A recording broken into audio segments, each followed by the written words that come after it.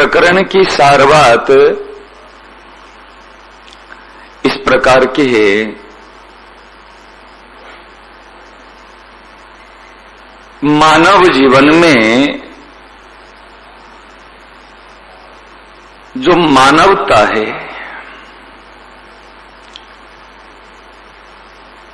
मूल विशेषता है,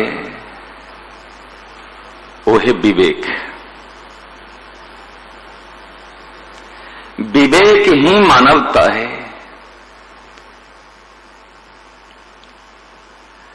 जहां विवेक नहीं है वहां पशु और मनुष्य में कोई अंतर नहीं है। शरीर को लेकर के मानव की महिमा नहीं है। मानव की महिमा विवेक को लेकर के है। और विवेक ईश्वर प्रदत्त है। विवेक अनादि है। विवेक प्रकाश है। ध्यान देना, विवेक माने प्रकाश। प्रकाश से सब प्रकाशित हो रहे हैं। अगर प्रकाश नहीं हो, आंख हो, तो आंख बिना प्रकाश के काम नहीं आएगी। सूर्य हो लेकिन आंख नहीं हो, और आंख हो सूर्य नहीं हो। आंख के अंदर में जो प्रकाश इस सूर्य का प्रकाश है। ऐसे विवेक का अर्थ प्रकाश, साफ साफ यूं दिखने लग जाए, प्रकाश से दिखती है। ये घड़ी है, ये महाराज जी है, ये माला है, ये देख रहे हैं, बिल्कुल साफ साफ दिखने लग जाती है ये प्रकाश। तो जो विवेक की महिमा है, विवेक का महत्व है, हमारे सबके पास में विवेक है। ईश्वर ने जिसको भी मानव शरीर दिया, प्रारब्ध के अनुसार शरीर मिला, परंतु विवेक प्रारब्ध के अनुसार नहीं मिला। ये ध्यान देना, बड़ी गंभीर बात है। प्रारब्ध पहले रचा, पीछे रचा शरीर। इस प्रकार कृपा पहले रची। कृपा का फल क्या है? कृपा का फल है मानव जीवन का विवेक। ध्यान देना, ये कृपा का फल है, ये ईश्वर प्रदत्त है। ईश्वर ने दिया है विवेक को। चाहे कोई व्यक्ति के पास में कुछ भी नहीं है, धन नहीं है, संपत्ति नहीं है, निरोगी काया नहीं है, आज बहुत प्रकार की असुविधाएं हैं, ये प्रारब्ध का फल सुख और दुख। परंतु उसके अंदर में जो विवेक है, ठाकुर जी ने कृपा करके उनको मनुष्य शरीर दिया। आज हाथ नहीं, पांव नहीं, आंख नहीं, सुविधाएं नहीं, परंतु भगवान अंतर्यामी है। भगवान सोच रहे हैं, इनको यदि मैं मानव शरीर दूंगा, ये शरीर क्यों अंग भंग क्यों हुआ, दुख क्यों पा रहा है? क्योंकि प्रारब्ध में पहले ऐसे किया था, तो उसको चेत होगा, उसको ज्ञान होगा मैंने गलती की थी। गलती का ज्ञान कराने के लिए असुविधाएं सुख दुख आ रहे हैं। ध्यान देना, गलती का ज्ञान कराने के लिए। आज ये हाथ नहीं है, मैंने हाथ का दुरुपयोग किया, इसलिए मुझे हाथ नहीं मिला। ये अभी जो हाथ मिला है इसका मैं दुरुपयोग नहीं करूं। अभी जो दरिद्र है, भिखारी है, ये भिखारी क्या है? ये भिखारी है जो है, ये उन्होंने धन का दुरुपयोग किया, अभी इसलिए भीख मांग रहे हैं। स्वामी शरणानंद महाराज जी कहते ना, मैं बस्ती चेताने जाता हूं, चेत करो भैया, दुरुपयोग का फल भोगना पड़ेगा। इसलिए किसी भी चीज का दुरुपयोग नहीं करो। विवेक क्या है? विवेक सदुपयोग करना सिखाता है। विवेक प्रकाश है, विवेक सदुपयोग कराना सिखाता है। जहां हमने दुरुपयोग किया वहां दशा हुई।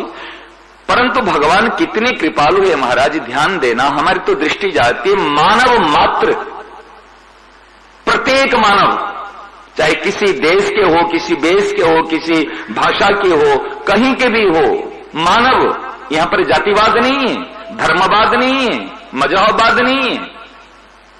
मानव शरीर जिसको भी ईश्वर ने दिया है उनको विशेष करके प्रारब्ध से शरीर मिला और कृपा से विवेक मिला।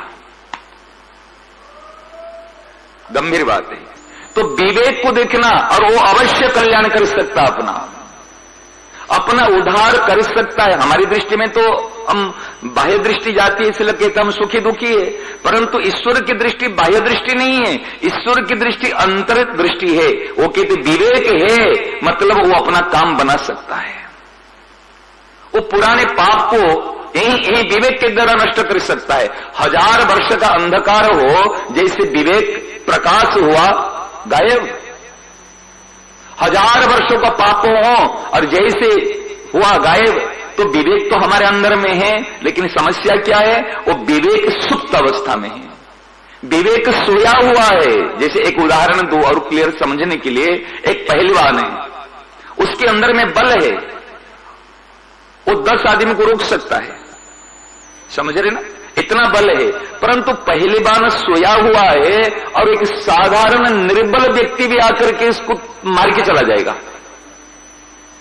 जो 10 आदमी को रोक सकता है, सोया हुआ व्यक्ति को कोई तलवार से आकर काटेगा तो कोई साधारण व्यक्ति भी उसको काट के मार के चला जाएगा। तो बल कहीं पहलवान को मार के चला गया। अरे पहलवान तो है लेकिन सोया हुआ था। ऐसे हमारे पास में विवेक रूपी पहलवान है जो 1000 अंधकार को, अज्ञान को पटका दे, लेकिन विवेक अभी सोया हुआ है। तो विवेक जगेगा कैसे? महाराज जी, हमारे भागवतम में जो नारद जी महाराज ने ज्ञान वैराग्य भक्ति के 2 पुत्र है, ज्ञान और वैराग्य, और दोनों बूढ़े वृद्धावस्था में। तो वृद्धावस्था में जो पड़े हुए वो ज्ञान वैराग्य को नारद जी महाराज ने जगाया। संतों का काम होता है जगाना, ज्ञान वैराग्य, ज्ञान और वैराग्य, लेकिन जगे हुए नहीं, सोए हुए तो वृद्ध। और जिसका ज्ञान वैराग्य जग गया है वो है युवक। वृद्ध और क्या, वो ऐसे बूढ़े नहीं हुए थे। वृद्ध मतलब वो सोए, जगे नहीं थे, ज्ञान वैराग्य जगा नहीं था। और जैसे ज्ञान वैराग्य जगा और वैसे जवान हो गए। अच्छा, हम कहें कि हम भक्ति करते तो ज्ञान वैराग्य की क्या आवश्यकता है? तो भक्ति महारानी अपने पुत्र के लिए क्यों रोदन कर रही थी? कोई कहेगा मैं भक्त हूं, भक्त वही है जिन्होंने विवेक का आदर दिया, वही वास्तव में भक्ति कर सकता है। नहीं तो भक्ति के नाम पर आसक्ति होती है, असत्य के प्रति खिंचाव आसक्ति है, सत्य के प्रति खिंचाव भक्ति है। ये है तो ज्ञान वैराग्य है। ये वृद्ध अवस्था में थे तो उनको जगाया। ऐसे महाराज जी हमको हमारा विवेक कैसा जगेगा? विवेक जगने का एक सर्वश्रेष्ठ उपाय है, बिनु सत्संग विवेक न होई, राम कृपा बिनो सुलभ न सोई। राम कृपा से विवेक मिला है। आप सोचते राम कृपा बिनो सुलभ न सोई, अरे सुलभ तो पशु पक्षियों के अंदर में विवेक नहीं है, इसलिए राम कृपा से विवेक मिला है, इसका अर्थ यह है। राम कृपा से विवेक मिला है और विवेक को जगाना है। कैसे मिलेगा? कि बिनु सत्संग विवेक हो ही, मतलब विवेक होगा नहीं, नया विवेक आएगा नहीं। जो विवेक ईश्वर प्रदत्त है वो जगेगा। विवेक को आदर देंगे, विवेक प्रकाश से जगेगा और जगने के बाद में फिर सोएगा नहीं। यस्यम जागृति भूतानी, वो जगना है। इस सत्संग के माध्यम से विवेक जाग जाता है। अच्छा, विवेक जागने से क्या होगा? विवेक जागना से व्यक्ति प्रकाश में सेवा कर सकता है, प्रकाश में त्याग कर सकता है, प्रकाश में भजन कर सकता है। विवेक जागना का अर्थ उनका स्वभाव सुधर जाना। महाराज ध्यान देना, बड़ी विचित्र बात है। स्वभाव क्या है? वास्तव में स्व माने स्वयं, स्वयं का भाव, यह है स्वभाव। और ईश्वर का भाव क्या है? ईश्वर का स्वभाव क्या है? जन अवगुण प्रभु मानन काहू, दीन बंधु अति मृदुल स्वभाव। ईश्वर का स्वभाव देने का है। समझ में आ रहे? ईश्वर का स्वभाव अगर एक शब्द में कहेंगे तो केवल देने का स्वभाव है, लेने का नहीं है। और हमारा स्वभाव कैसा है वास्तव में? अंश होने के नाते हमारा भी देने का है। समझ में आ रहे ना? हमारे भी देने का है, परंतु गड़बड़ी कहां हुई? जब हम अपने आप को शरीर मान लिए, प्रकृतिस्थ हो गए, तब हमारे अंदर में लेने की वृत्ति आई, लेने का भाव आई, तब स्वभाव बिगड़ा। ध्यान देना। हाँ, ये मूर्खता की प्रदत्त है। बिल्कुल नहीं दिया। ईश्वर क्यों काम क्रोध देगा? आप अपने बेटे को कोई गलत शिक्षा देने के लिए स्कूल भेजते हैं क्या? कैसे आते? मूर्खता से, जड़ता से, शरीर में बैठे। शरीर नहीं हो, जड़ता नहीं हो, तो काम कैसे उत्पन्न होगा? काम क्या है? एक नारी के प्रति जो आकर्षण होता है, एक जवानी नहीं हो तो वृद्धावस्था में क्या आकर्षण होगा? विचार करो ना, आकर्षण क्यों होता है? हमारे अंदर में लेने की इच्छा होती है। केवल लेने का अलग अलग नाम है। कहां से रूप लेने का चाहता हूं, यह है काम। वस्तु से सुख लेने का चाहता हूं, यह है लोभ। वो ये कामना है, लेकिन वस्तुओं से सुख चाहता लोभ हो गया। एक रूप से सुख चाहता काम हो गया, और उसी से बाधा पड़ी तो क्रोध आया। समझ में आ रहे ना? ये अनेक नाम है, लेकिन मूल एक दोष है, लेने की इच्छा। अब लेने की इच्छा क्यों होती है? लेने की इच्छा होती है भूल से। अभी कोई कहेगा आज भोजन नहीं है, आज भूसा खा लो। खा लोगे? क्यों नहीं खाओगे? गोमाता खाती तो हम खा लेंगे क्या? अरे मैं मनुष्य हूं। आज हम देखो कैसे काम क्रोध आता है। देखो एक बात प्रैक्टिकल बता रहा हूं। आपने पूछा, आप अपने घर पे रहते हो, आपके घर में 5 प्रकार के माने स्त्री जाति के 5 लोग हैं। बेटी भी है, मां भी है, स्त्री भी है, और भी जो है आपके। लेकिन आप जवान हैं, आपकी पत्नी है, आपका मां है। क्या मां के प्रति काम विकार आता है? बताइए ना। क्या बेटे के प्रति काम विकार आता है?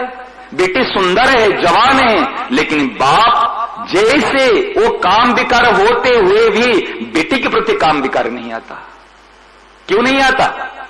बेटी के प्रति, बेटी को भी गले लगाता है, पत्नी को भी गले लगाता है, मां से भी गले मिलता है, बहन से भी मिलता है, लेकिन सबके प्रति भाव है। क्योंकि बेटे के सामने में मैं पिता हूं, इसी भाव को नहीं भूलता है, इसलिए काम विकार नहीं आया। ध्यान देना। अपने आप को जब व्यक्ति भूल जाता है तब विकारों की उत्पत्ति होती है। इसलिए पुकार करते हैं नाथ, कोई भी अपने आप को भूले नहीं। हम जब बेटी के प्रति काम विकार आया तो मैं बाप हूं ये भूल गया, तब काम विकार आया। बहन के प्रति काम विकार आया तो मैं भाई हूं ये भूल गया हूं, तब विकार आया। ऐसे में अपने आप को भूल गया हूं, मैं मानव हूं, मैं साधक हूं, मैं सत्संगी हूं, तब हमारे अंदर काम क्रोध लोभ मद बेईमानी आती है। क्लियर है ना? दृष्टांत इसलिए देता हूं क्योंकि हमारी भाषा से हमारी चीज को समझ में आ जाए। तो महाराज एक बात को ध्यान दीजिए, जो विवेक भगवान है ना, सत चित आनंद। महाराज मोता जी महाराज ध्यान दीजिए, सत चित आनंद। सत माने क्या है? सत की जो सत है उसके अंदर देने का भाव है, हित भाव। सत में केवल हित भरा हुआ है, और चित में प्रकाश है, और आनंद में रस है। सच्चिदानंद रूपाय विश्वोत्पत्त्यादि हेतवे तापत्रय विनाशाय।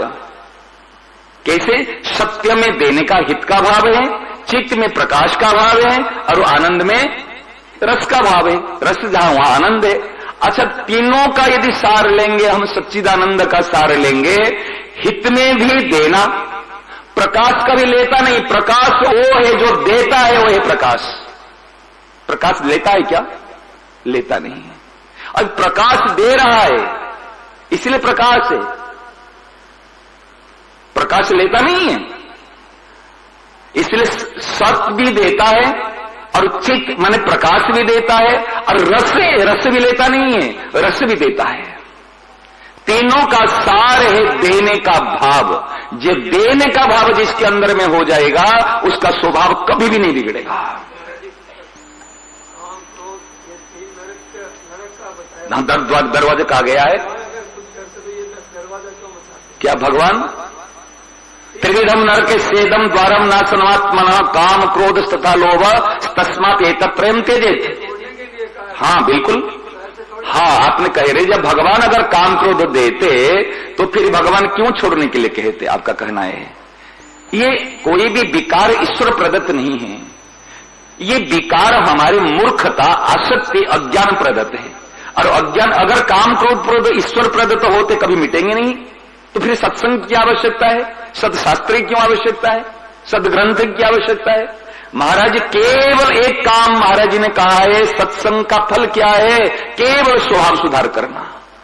और मूल में हमारा स्वभाव सुधरा हुआ है, हम केवल लेने की इच्छा से स्वभाव को बिगाड़े। और लेने की इच्छा कब हुई? मूर्खता से। जब मान लिए 5 शरीर को, मैं शरीर हूं, मैं धनी हूं, मैं बड़ा सेठ हूं, मैं तो उच्चासन में बैठा हूं, ये अपने आप को व्यक्ति जब भूल गया तो संपूर्ण कहते ना विकारों की उत्पत्ति होना शुरू हो गई। अपने आप को जब भूला, मूल भूले। और देखो मैं यहां बैठा हूं, मैं अभी शरीर मेरा ऐसा है, मैं उसमें रंग बिरंगे कपड़ा पहन लिया, कैसे भी कपड़ा, और उसके अनुसार मान लिया हूं मैं वो हूं, मैं राजा का ड्रेस पहन ले मैं राजा हूं, मैं गरीब का ड्रेस पहन ले मैं गरीब हूं। अरे तुम, तेरे शरीर में क्या फर्क पड़ा? तू ड्रेस परिवर्तन कर रहा है। ऐसे महाराज जी हमारे जो कहते ना, जो ये जो हम कहां भी चले जाए हम ज्यों की त्यों रहेंगे, हमारा कभी मृत्यु नहीं होगी। महाराज जी ने कहा ना अभी, जैसे इस शरीर की तो मृत्यु, शरीर का वियोग हो रहा है, कोई इतना सा ज्ञान हो जाए, यज्ञात्वा नेह भूयोन्य ज्ञातव्यम अवशिष्यते। जिसको जानने के बाद में और कुछ जानना बाकी नहीं रहेगा। ज्ञानाग्नि दग्ध कर्माणम तमाहो पंडितम बुधा। ये ज्ञान अग्नि है, ज्ञान प्रकाश है। ध्यान देना, कितनी बात भगवान कह रहे, एक ज्ञान रूपी, नहीं ज्ञाने न सदृशम पवित्रम यह विद्यते। ज्ञान के समान पवित्र करने वाला वस्तु कोई नहीं है। अगर पवित्र करना है तो एक ज्ञान पवित्र कर लेगा। ज्ञान है प्रकाश, और प्रकाश में कभी अंधकार टिकेगा नहीं, अंधकार का कोई प्रवेश नहीं है, यह ज्ञान। और वो ज्ञान हमारे स्वतः स्वाभाविक ईश्वर प्रदत्त है, परंतु ज्ञान अज्ञान में तब परिणत हुआ जब हमारे अंदर में भूल हुई। ये भूल है क्या है? जब अपने आप को हम भूल गए, स्वयं को भूल गए। स्वयं को जब नहीं भूलेंगे तो स्वभाव कभी बिगड़ेगा नहीं, बिगड़ सकता नहीं। मूल चीज को ध्यान देना। महाराज जी कल हम पंकज जी हमारे चर्चा किए थे, कभी करेंगे, समय हो गया। उसमें जो हम अपने आप को भूलो नहीं बात कह रहे हैं ना, ये मोताजी महाराज 7वां स्थिति से 5वां नंबर की स्थिति है। प्रथम सुने भागवत भक्त मुख भगवत वाणी, इसकी चर्चा करेंगे। भगवत रसिक जी कहते 5वीं स्थिति होती है ना, वो देह शुद्धि को भूल जाता है। मैं पुरुष हूं, मैं स्त्री हूं, मैं हूं। भगवत रसिक जी ऐसे संत हो गए, निष्पक्ष संत महाराज। वो कहते, उनके पद में सुनाऊंगा, वो कहते ना मैं जैन होना, हिंदू होना, अंग्रेजी होना, मैं कुछ नहीं हूं। चैतन्य महाप्रभु ने कहा, नाहम विप्रो नच नरपति नापि वैश्य न शूद्रो। मैं नहीं हूं, मेरा स्वरूप क्या है, मेरा परिचय क्या है कि गोपी भर्तु पद कमल और दास दासानुदास। मैं तो चरण सेवक हूं, मैं केवल भगवान का हूं, ये भूल जाते हैं। मैं सनातन अंश हूं, भूल जाते हैं। मैं वास्तव में चेतन स्वरूप हूं, ये भूल जाते, तब सारे विकारों की उत्पत्ति होती है। यही बात कही है। कोई आखिर तत्व एक है, तत्व माने प्रकाश। तो हमारा जो स्वभाव अभी बिगड़ा हुआ है, महाराज जी सत्संग से केवल विवेक जागृत हो जाए। विवेक को महाराज जी ने महत्व दिया। एक सूत्र है, शरीर संसार का वियोग नित्य है, यह सत्य है, और हमारा ईश्वर का योग नित्य है, यह सत्य है। इतना ही विवेक हो जाए तो सारे काम अपने आप में हो जाएगा। हाँ, नहीं कृपा कैसे विवेक न हुई मेरी बात सुनो, पहले कृपा हुई है तब विवेक मिला है। अच्छा बताओ, आपकी कृपा, थोड़ा सा समय हो गया, आपकी कृपा आपकी बेटे की पर कब थी कब नहीं है? आप यहां गीता भवन में बैठे, आपकी बेटे की पर कृपा है ना? नहीं, कृपा नहीं है बेटे की पर। अच्छा भूल गए, अगर बेटे के एक्सीडेंट हो गया तो जाओगे ना? नहीं जाओगे?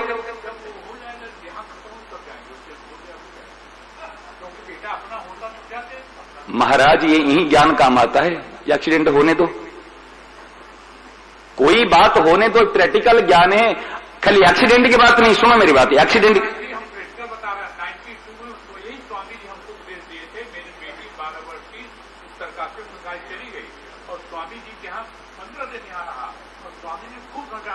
सुनो मेरी बात, मेरा कहने का बात है, हम यहां रहते हैं, परिवार के प्रति एक दया का भाव है ना, हित का भाव है ना, और कृपा क्या है?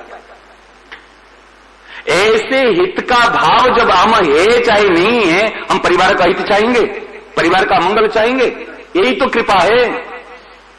अटेंड करना नहीं करना वो बात नहीं है, लेकिन इस प्रकार जिस प्रकार हमारा दया हित का भाव अनवरत रहती है, आप बाप बने हो, रियल बाप नहीं हो, पिता बने हो आप कुछ समय के लिए, तब कुछ समय के लिए बने हो जब भाव रहता है, जो अनादिकाल से हमारा पिता है, क्या उनकी कृपा होगी? क्या उनकी कृपा अभी भरपूर है। मैं कहूंगा हवा होगी तो मैं श्वास लूंगा, अरे हवा तो है ना यहाँ पे। ऐसे जैसे हवा सर्वव्यापक है, नहीं मानने पर भी है, बराबरिता है। हाँ, अब फिर आगे चर्चा करेंगे अपना।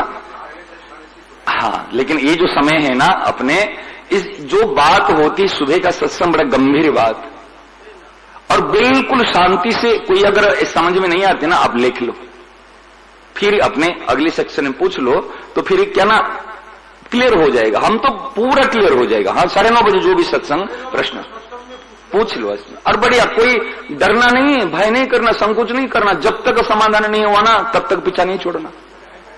हाँ, हम कहते, और पूरा कंफर्म आप जिस भाषा में समझोगे, जिस तरीका से समझोगे, उस तरीका से ये भी कृपा है। तो इसलिए कोई ये नहीं करना, हम उकताने वाले नहीं है। हाँ, हे नाम, हे मेरे नाम, मैं आपको भूलू नहीं। हे मेरे नाम, हे मेरे प्राणनाथ, कोई भी आपको भूले नहीं। हे मेरे प्यारे, हे मेरे प्राण प्यारे, कोई भी अपने आप को भूले नहीं। थोड़ी देर के लिए चुप होके, 5 मिनट कम से कम तो चुप होके जाएंगे, कुछ करेंगे 5 मिनट, एक थोड़ा सा शुरू करें यहीं से, बैठेंगे तो बस थोड़ी देर, जाएंगे तो भी चुप होके एक बार देखो शांत का क्या प्रभाव है। जब उठेंगे हम नारायण नारायण कह देंगे।